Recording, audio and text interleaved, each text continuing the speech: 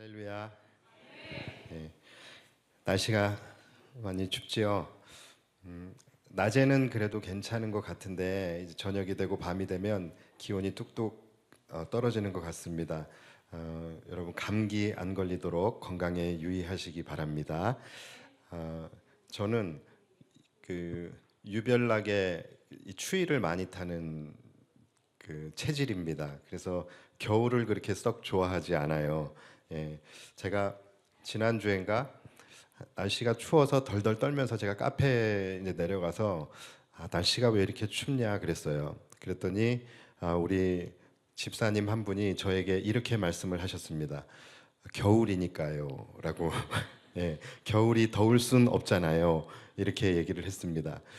아, 저도 티지만 예, 보통의 성도들 같으면 목사님 추우세요? 따뜻한 차라도 한 잔 이렇게 드세요. 뭐 이렇게 얘기를 하는데 제가 날씨가 춥다고 그랬더니 겨울이니까요라고 이야기를 하더라고요. 예, 근데 막상 할 말이 없더라고요. 예, 틀린 말이 전혀 아니잖아요. 왠지 의문의 일패를 당한 것 같고, 그리고 제가 뭐 특별히 잘못한 건 없는데 괜히 겨울에게 미안해지는 그런 마음이 들었습니다. 그러니까 여러분, 날씨가 아무리 추워도 날씨가 왜 이렇게 춥냐, 뭐 요즘 사람들 하는 얘기로 날씨가 미쳤다, 여러분 이런 얘기 하지 마시기 바랍니다. 겨울이 들으면 섭섭해합니다. 겨울의 입장에서는 난 겨울이고 추운 게 당연한 건데, 추운 게 정상인 건데 왜 나보고 잘못했다 그러고, 왜 나보고 미쳤다 그러고, 왜 날씨가 왜 이러냐라고 그렇게 이야기하냐라고 하지 않겠습니까? 여러분, 겨울은 추운 게 정상이에요. 자, 그런데 날씨 외에도 많은 부분에서 많은 사람들이 정상과 비정상, 옳고 그름, 또는 미쳤다 안 미쳤다, 이것을 각자 자기 입장에서 자기 기준으로 판단을 하게 된다라는 것이죠. 차가 많으면 막히는 게 정상이에요. 그런데 차가 막힌다고 난리고, 짐이 많으면 무거운 게 정상이에요. 그런데 무겁다고 난리고, 떡볶이는 매운 게 정상이죠. 그런데 맵다고 난리. 이처럼 정상인 것인데, 정상인 것을 내 입장에서 바라보면서 비정상이라고 생각하게 되는 경우가 종종 있다라는 거예요. 우리 여기 어르신들 많이 계신데 좀 서글픈 이야기이긴 하지만, 나이가 들면 여기저기 아프고 고장나고 쑤시고 그런 게 정상입니다. 몸도 많이 쓰면 소진되는 게 정상이고, 또 오래 지나면 노후되는 게 정상인 거예요. 그래서 여러분, 우리는 항상 내 입장, 내 기준이 아닌 객관적인 시각으로서의 정상과 비정상을 우리가 판단할 수 있는 그런 습관이 길들여져야 됩니다. 연초이기 때문에 제가 요즘에 여러분들에게 드리는 말씀은 항상 올 한 해를 우리가 이제 시작하는 데 있어서 올 한 해 우리가 어떻게 좀 행복하고 평안하게 살아갈 수 있겠는가, 그러기 위해서 우리의 마음가짐이 어떠해야 하고 또 우리의 영적 세팅이 어떻게 이루어져야 할 것인가에 대한 그 부분에 제가 포인트를 맞춰서 말씀을 요즘에 준비를 하고 있는데요. 지난주에는 우리 원로 목사님께서 가장 중요한 믿음이라는 것에 대해서 너무 귀한 말씀을 우리에게 주셨고, 저는 오늘 이어서 바로 회복이라는 것에 대해서 말씀을 드리려고 합니다. 자, 오늘 말씀의 제목이 회복이에요. 자, 그런데 여러분, 회복이라는 것이 뭘까요? 회복이라는 것이 뭐예요?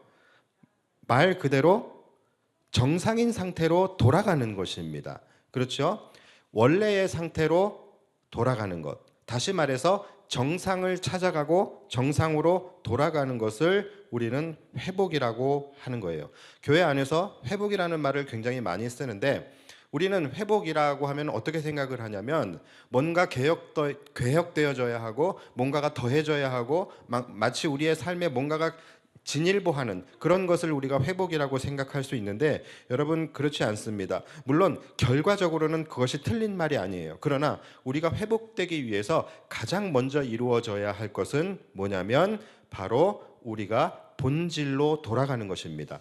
그래서 이 개혁이라는 것의 뜻이, 개혁이라는 것의 의미가 본질로 돌아가는 것이라고 한다면, 이 회복이라는 것의 의미는 정상으로 원래의 상태로 돌아가는 것이라고 할 수 있는 것이죠. 여러분, 이 세상이 지금 정상입니까? 정상이 아닙니까? 뭐 세상까지 갈 것도 없어요. 여러분, 지금 우리나라가 정상입니까? 정상이 아닙니까? 우리나라는 지금 정상이 아니지요. 그런데 그냥 정상이 아닌 것이 아니라 저는 굉장히 위험한 상태라고 생각을 합니다. 왜냐하면 가장 정상적이어야 할 상식이 무너져 버렸기 때문에 그래요. 지금 이 나라는 정말로 정말로 지극히 보편적이어야 할 것들이 무너져 버리고 지극히 정상적이어야 할 것들이 무너져 버렸습니다. 이것은 지금 굉장히 위험한 상태라는 거예요. 공평과 정의 이런 것은 둘째치고 상식이 무너져 버리면 답이 없는 것입니다. 지금 우리나라가 정상일 수가 있겠습니까? 그렇다면 여러분, 지금 우리나라가 회복되어지기 위해서는 어떻게 해야 할까요? 지금 뭐 부정부패 또는 뭐 적폐청산 또는 무너진 경제 회복, 여러분 이것이 중요한 것이 아니라 상식부터 우리는 회복을 할 수 있어야 되는 것입니다. 그래야지만 우리나라가 회복될 수 있어요. 여러분, 그리고 이것은 우리의 삶에서도 마찬가지예요. 올 한 해 여러분들의 삶이 회복되어지기를 원하신다면 가장 먼저 우리 안에서 장착되어져야 할 마음의 세팅, 그것은 바로 정상과 비정상을 객관적으로 구분할 수 있어야 되는 거예요.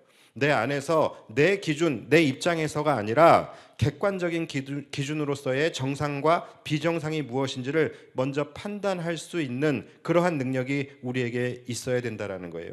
지금 너무나도 많은 사람들이요, 정상임에도 불구하고 그것이 내 기준에서 불편하면 이것을 비정상이라고 치부해버립니다. 지금 공평함에도 불구하고 내 기준에서 손해가 일어나게 되면 이것은 불공평이라고 규정해버리게 돼요. 그리고 아무리 악한 것이라 할지라도 나에게 유익이 되고 또는 내가 지지하고 있으면 그것을 선하다고 규정해버리는 그런 일들이 우리의 삶에서 또 우리나라에서 얼마나 많이 일어나고 있는지 몰라요. 바로 객관성이 결여되어져 버린 거예요. 예전에는 그래도 이거는 아니지, 그래도 아닌 건 아닌 거야, 잘못된 건 잘못된 거야 라고 하면 예전에는 수용했습니다. 그런데 지금은 전혀 수용하지 않아요. 입은 삐뚤어져도 말은 바로 해야지. 이제 이런 말이 무색합니다. 입도 삐뚤어지고 마음도 삐뚤어지고 말도 삐뚤어졌는데 우리는 그것을 수용합니다. 여러분, 이것은 객관성이 결여되고 상식이 무너져 버린 상태가 된 거예요. 여러분, 우리는 이것을 경계할 수 있어야 합니다. 그래서 객관적인 기준에서의 선과 악이 무엇인지, 그리고 객관적인 기준에서의 옳고 그름이 무엇인지, 객관적인 기준에서의 정상과 비정상이 무엇인지, 이것을 판단할 수 있는 능력은 올해 우리에게 너무나도 중요한 부분입니다. 나에게는 비정상인 것처럼 보이고 나에게는 불공정한 것처럼 보이고 또 나에게는 이것이 악인 것처럼 보여도 이것이 내 입장에서 그런 것이지 객관적인 기준으로 볼 때는 정상이고 공정하고 선한 것일 수도 있다는 것을 우리는 기억해야 합니다. 그리고 이것은 우리의 삶 속에서의 인간관계에서도 마찬가지예요. 우리는 보통 상대방의 말과 행동이 나에게 어떻게 느껴지느냐, 나에게 어떻게 미쳐지느냐, 여기에 따라서 상대방이 정상인지 정상이 아닌지를 우리는 판단하게 되는 경우가 많아요. 그래서 상대방의 말과 행동에 따라서 내가 기분이 나쁘면, 내가 마음이 상하면, 내가 상처를 받고 나를 지적하면 그저 나에게 행한 것만 생각하며 내 기준에서 저 사람은 잘못되었다라고 판단을 합니다. 저 사람은 이상한 사람이다, 저 사람은 정상이 아니다라고 규정을 해버린다는 거예요. 뭡니까? 내 입장에서 정상과 비정상을 판단하게 되는 거예요. 그런데 여러분, 그렇지 않습니다. 그 사람의 입장에서는, 그리고 그 사람의 상황 속에서는 그 사람이 말하고 행동하는 것이 정상일 수 있다는 거예요. 그래서 우리는 올 한 해 우리가 무언가를 판단하고 또 거기에 대해서 반응하기 이전에 내 입장이 아닌 객관적인 시점에서의 정상과 정상이 아닌 것을 우리는 먼저 판단해 보는 것이 중요한 것입니다. 그리고 판단에서 그치는 것이 아니에요. 판단에서 그치는 것이 아니라 정상이 무엇인지를 우리가 알았다면 그 정상을 찾아가고 그 정상으로 돌아가는 것까지 가야지만 회복이 일어나게 되는 거예요. 회복이 뭐라고요? 정상으로 돌아가는 거예요. 원래의 상태로 돌아가는 것이 회복입니다. 그렇기 때문에 정상이 무엇인지를 우리가 분별할 수 있었다면 그 정상을 향하여 나아가는 것까지 가야지만 회복이 일어나게 된다라는 거예요. 그래서 나는 기분이 나쁘지만, 나는 기분이 나쁘고 나는 마음이 상하고 나는 상처받았다 할지라도 저 사람의 말과 행동을 객관적으로 판단했을 때 저 사람의 입장에서는 저렇게 반응하는 것이 정상이다라는 판단이 서게 되면 우리는 그 사람을 인정해주고 이해해주고 수용해주는 것이 중요하다라는 거예요. 그럴 때에 관계의 회복이라는 것이 일어날 수 있게 되는 거예요. 여러분, 정상이 무엇이냐, 이것이 정상이냐 비정상이냐, 이것을 판단하는 것은 우리의 삶에서 굉장히 중요한 부분이에요. 이것에 따라서 우리의 삶이 평안할 수도 있고 불안할 수도 있는 것입니다. 이것에 따라서 우리의 삶이 성공할 수도 있고 실패할 수도 있는 거예요. 제가 시간이 날 때마다 이 유튜브를, 저는 여행 유튜브를 즐겨봅니다.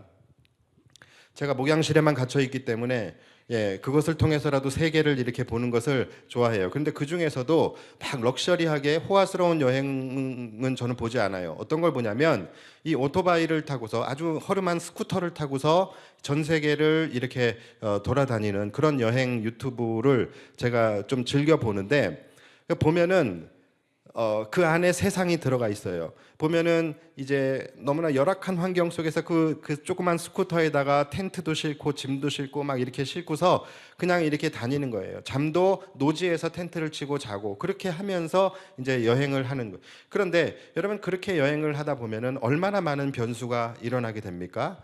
여행을 계획은 세우겠지만 그 계획대로 절대로 이게 이루어지지가 않아요. 수많은 변수들을 만나게 됩니다. 그 중에서는 도둑을 만나기도 하고 강도를 만나기도 하고, 가다가 어떤 문제가 생겨서 타이어가 펑크나서 정말 허허벌판에서 이도 저도 못하는 그런 상황도 만나게 되고, 여러 가지 어려운 상황들을 만나게 돼요. 그런데 그때마다 이 여행 유튜브가 하는 반응이 뭔지 아십니까? 그럴 수 있어요. 그럴 수 있어. 이것을 비정상으로 받아들이는 것이 아니라 내 계획대로는 되지 않았지만 이런 상황 얼마든지 일어날 수 있어, 그럴 수 있어 라고 이야기를 하면서 그런 상황들을 이겨냅니다. 그런데 그것뿐만이 아니라 모든 여행 유튜버들은 다 그래요. 왜냐하면 이 그럴 수 있어 라고 하면서 그 상황을 정상으로 받아들이지 못하면 여행을 이어가지 못하게 되는 거예요.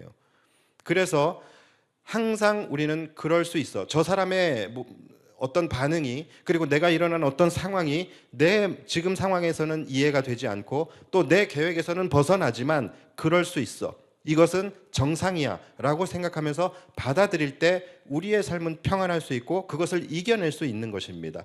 그래서 항상 이것이 정상이냐 비정상이냐를 우리가 객관적으로 판단할 수 있는 능력은 우리에게 굉장히 중요한 부분이에요.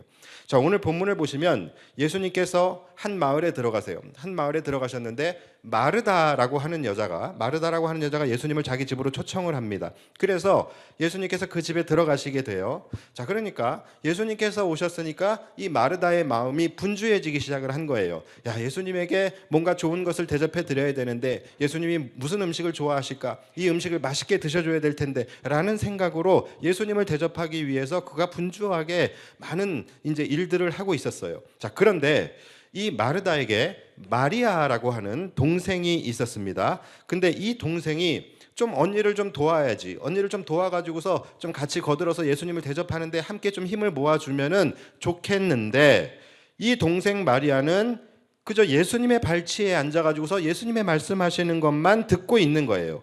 그 모습이 너무나도 얌통맞고 밉살스러웠던 것이죠. 그래서 이 언니의 마음속에는, 야, 나는 이렇게 손님을 대접하기 위해서 이렇게 지금 분주하게 지금 내가 일하고 있는데 지는 저렇게 편하게 앉아서 태평하게 예수님의 말씀만 듣고 있으니까 그 모습이 너무나 밉고 이제 얄미웠던 것입니다.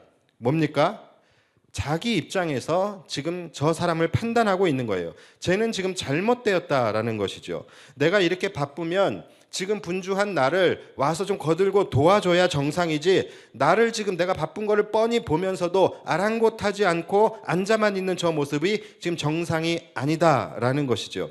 그래서 그가 참지 못하고 예수님께 나아가 불만을 토로하게 됩니다. 자, 그게 오늘 본문의 40절이에요. 예수께 나아가 이르되 주여 내 동생이 나 혼자 일하게 두는 것을 생각하지 아니하시나이까 그를 명하사 나를 도와주라 하소서. 자, 지금 이 마르다의 입장은 뭡니까? 예수님 지금 보십시오.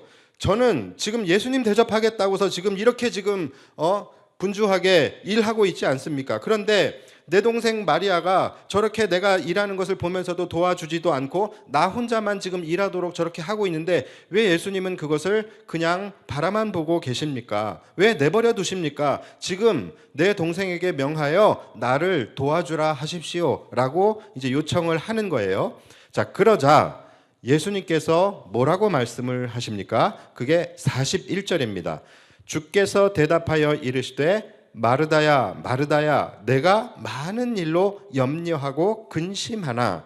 자, 무슨 말이에요? 마르다야 네가 지금 일이 많다고서 지금 너가 지금 굉장히 예민해져 있고 네가 걱정이 지금 많은 게로구나 라고 말씀을 하시는 거예요. 자, 그러면서 이어서 뭐라고 말씀을 하시냐면 42절 몇 가지만 하든지 혹은 한 가지만이라도 족하니라. 마리아는 이 좋은 편을 택하였으니 빼앗기지 아니하리라 하시니라.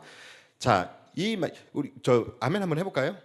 예, 하나님 말씀 끝나면 우리 아멘 해주시는 것도 나쁘지 않아요. 아 발음, 애 발음 다 되잖아요, 그렇죠?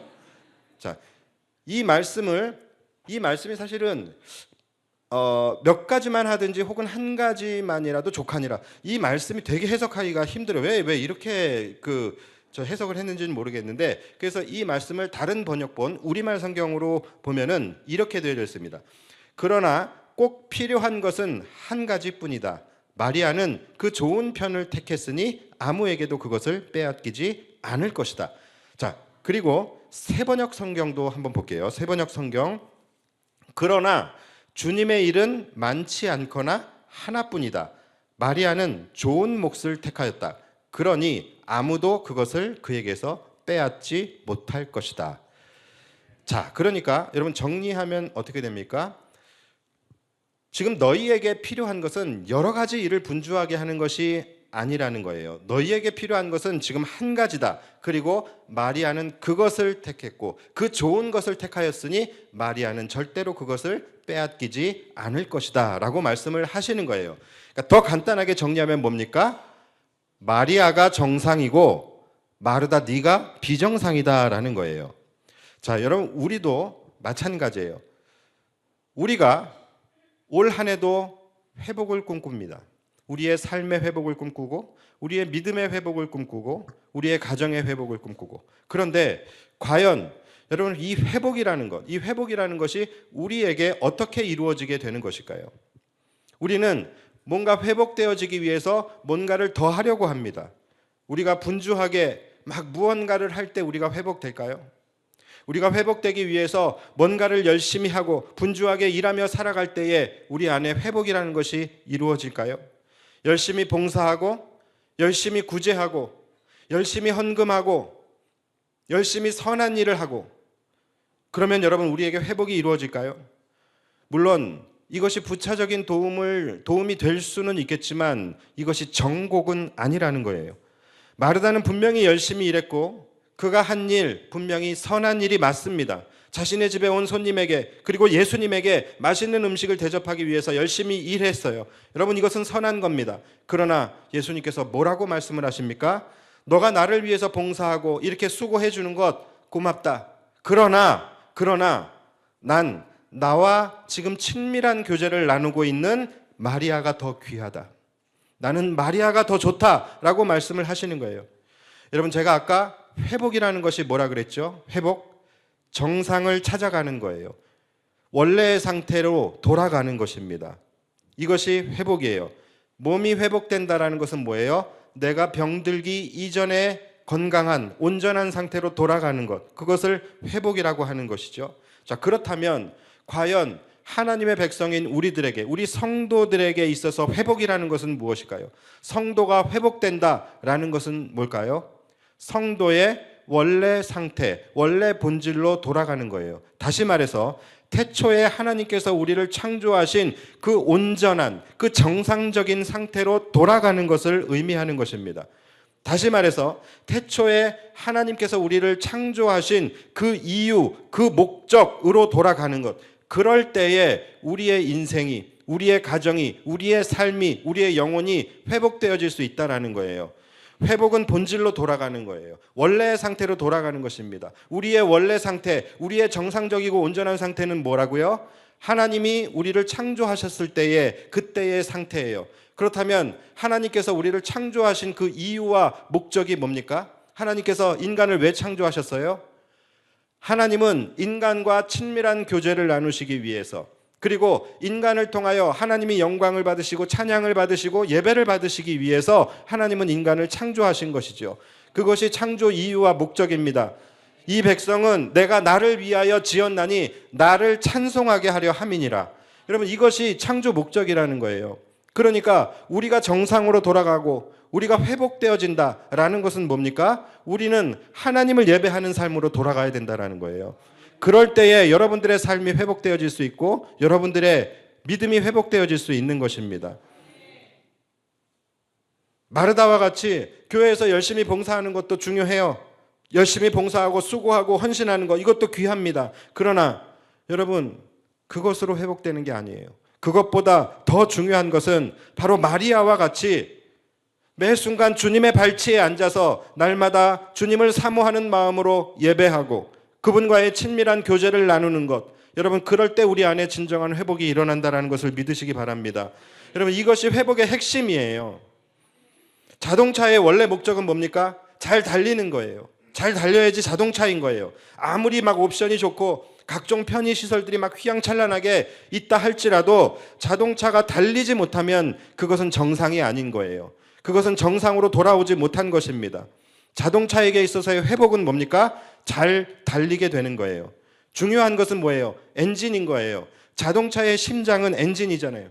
아무리 범퍼를 새 걸로 갈아 끼고 아무리 판금 도색을 하고 아무리 타이어를 새 걸로 갈아 끼우고 삐까번쩍하게 광을 낸다 할지라도요, 엔진이 고쳐지지 않아서 차가 달리지 못한다면 우리는 그것을 보면서 차가 회복되었다라고 말하지 않는다라는 거예요.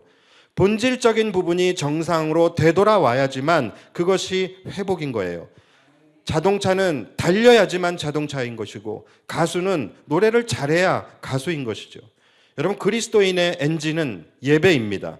아무리 봉사하고 구제하고 아무리 여러분들이 선한 모습으로 자신을 치장한다 할지라도 내 안에 예배자의 심장이 작동되어지지 않고 내 안에 예배가 무너져버리고 내 안에서 예배가 정상으로 돌아오지 않으면 우리의 삶은 결코 회복을 기대할 수 없다라는 거예요. 그래서 제가 날마다 말씀드리는 게 뭡니까? 모든 회복은 예배 시간에서 일어난다라고 말씀을 드리는 거예요. 여러분, 모든 회복은 예배를 통하여 이루어지는 거예요.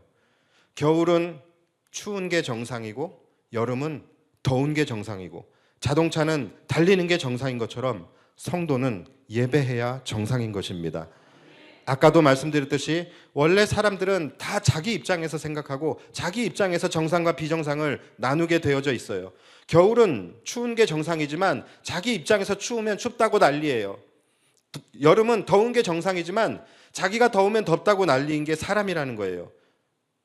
다 자기 입장에서 정상과 비정상을 판단해요. 그래서 그들은, 우리 성도들이 주일마다 교회에 나와서 이렇게 예배를 드리고 금요일마다 교회에 나와서 뜨겁게 기도하고 이것을 보면서 비정상이라고 합니다. 더 나아가서 미쳤다고 해요. 그러나 여러분, 그런 말들에 휘둘리지 마십시오. 그들은 그들의 입장에서 비정상이라고 생각할 수 있을지 모르겠지만 하나님의 백성이고 성도인 우리에게는 여러분, 그것이 정상인 거예요. 정상인 거예요. 성도는 예배를 드리는 것이 정상입니다. 물론 우리가 원하는 것과 정상인 것이 괴리가 있을 수 있어요. 우리가 원하는 것과 정상이 다를 수 있다라는 거예요. 우리는 겨울에는 따뜻하기를 원하고 또 여름에는 시원하기를 원하지만 정상값은 그렇지 않잖아요. 정상값은 여름엔 덥고 겨울엔 추워야 정상인 거예요. 그렇잖아요. 만약 지금 막 한겨울인데 막 온도가 30도에 육박해. 그래서 막 1월 달인데 우리가 막 나시를 입고 다니고 반팔을 입고 다녀요. 여러분 행복하겠습니까? 여러분 좋으시겠어요? 그러면 우리가 원하잖아요. 겨울에 따뜻하기를 원하잖아요. 근데 정말로 그렇게 된다면 우리가 야 정말 좋다, 정말 행복하다 이럴까요? 아니요. 오히려 우리는 위기감을 느끼고, 여러분 그걸 뭐라 그래요? 이상기온이라고 그러잖아요.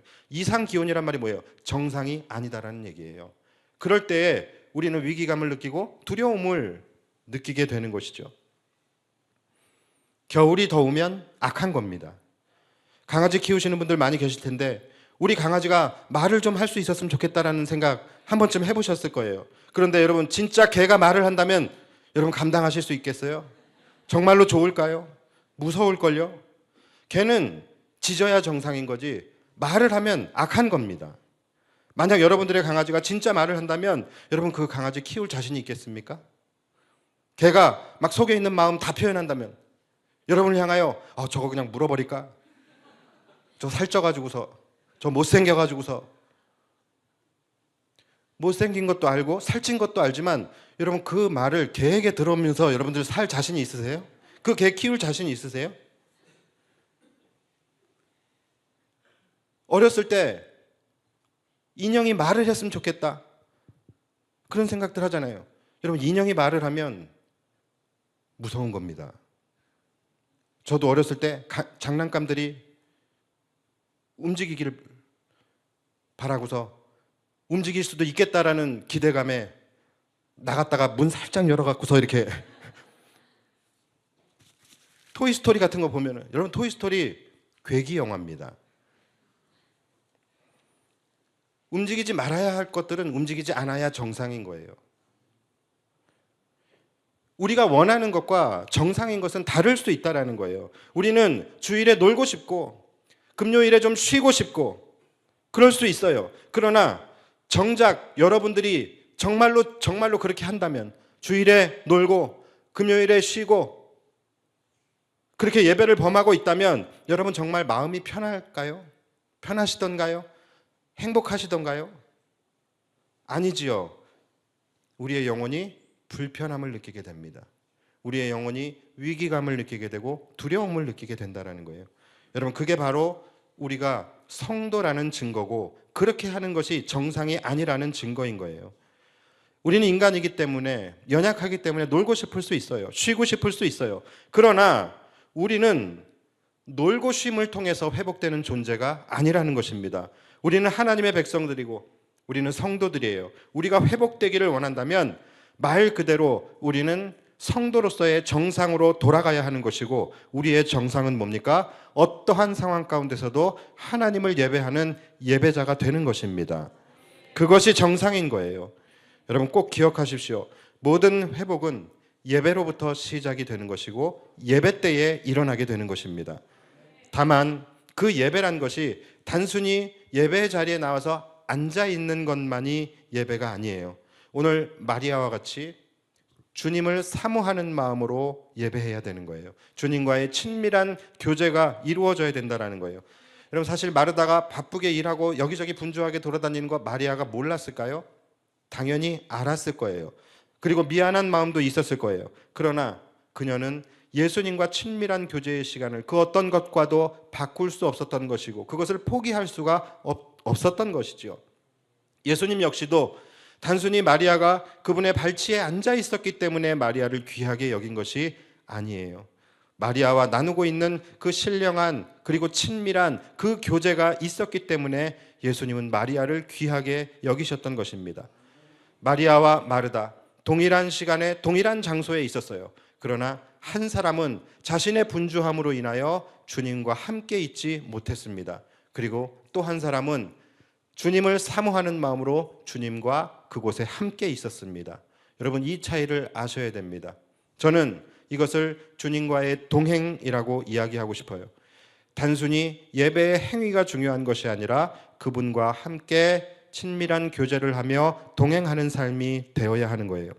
그래서 오늘 말씀의 결론으로 우리의 회복을 위해서 정말로 필요한 것은 두 가지입니다. 바로 주님을 예배하는 삶, 그리고 주님과 친밀히 동행하는 삶인 거예요. 여러분, 이것이 이 두 가지가 사실은 뭡니까? 바로 하나님께서 우리를 창조하신 최초의 창조 목적인 거예요. 하나님이 인간과 더불어 친밀히 교제하기를 원하시고 인간을 통하여 찬양과 영광과 예배를 받기를 원하시는 이 두 가지입니다. 그래서 우리는 이 두 가지로 돌아가는 것이 우리는 원래 정상으로 돌아가게 되는 것이고, 이렇게 돌아갈 때 우리의 삶에, 우리의 가정에, 우리의 영혼의 회복이 찾아오게 되는 것입니다. 이것이 믿음의 핵심 요소예요. 히브리서 11장, 그 유명한 믿음장이라고 하죠. 이 믿음장 어떻게 시작합니까? 믿음으로 아벨은, 믿음으로 에녹은, 믿음으로 노아는, 믿음으로 아브라함은, 이렇게 믿음의 선진들에 대해서 쭉 열거한 책이 히브리서 11장이에요. 그런데 여러분, 가장 첫 번째 나오는 사람이 누굽니까? 믿음으로 아벨은이에요. 여러분, 아벨이 뭐 때문에 죽은 사람입니까? 바로 예배 때문에 죽은 사람이에요. 목숨 건 예배. 그리고 그 다음에 나온 사람이 에녹이에요. 믿음으로 에녹은 어떤 사람입니까? 365년 동안 하나님과 동행하다가 죽지 않고 하늘로 올라간 사람이에요. 뭡니까? 하나님과의 동행이에요. 그러니까 여러분, 성경에서 지금 첫 번째와 두 번째로 무엇을 말씀하고 있습니까? 바로 예배와 동행을 말씀하고 있는 거예요. 여러분, 올 한 해 우리의 삶의 회복을 꿈꾸신다라고 한다면, 여러분들의 영혼이 회복되어지고 믿음이 회복되어지고 삶이 회복되어지기를 꿈꾸신다면, 무언가를 새로 하려는 것이 아니라 여러분, 정상으로 돌아가시기 바랍니다. 삶의 상황마다 내 입장에서의 정상이 아니라 객관적인 입장에서의, 객관적인 시각에서의 정상과 비정상이 무엇인지를 분별하여서 여러분들은 정상을 향하여 찾아가시고, 영적인 상황 속에서도 성도들의 정상적인 삶인 바로 하나님을 예배하는 삶, 하나님과 동행하는 삶, 이 두 가지의 삶을 여러분 살아가셔서 올 한 해 진정한 회복의 해를 여러분들이 맞이하게 되는 저와 여러분들이 되시기를 주님의 이름으로 축복합니다.